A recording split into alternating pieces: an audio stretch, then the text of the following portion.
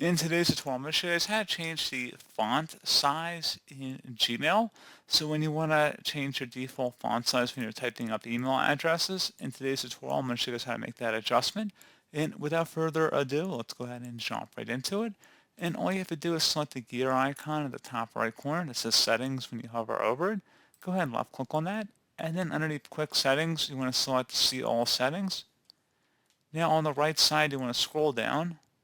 Actually, not too far, but underneath default text style, you want to click where it says the little two letters that say T and then there's another T next to it. Click in the drop down next to that, and then you can select large or huge.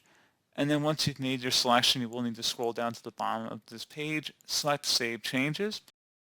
And if you open up a new email to compose a new message, you notice that the font will be larger or smaller, obviously depending on your preference. So I selected larger or largest, but you can select a smaller font size if you choose to do so.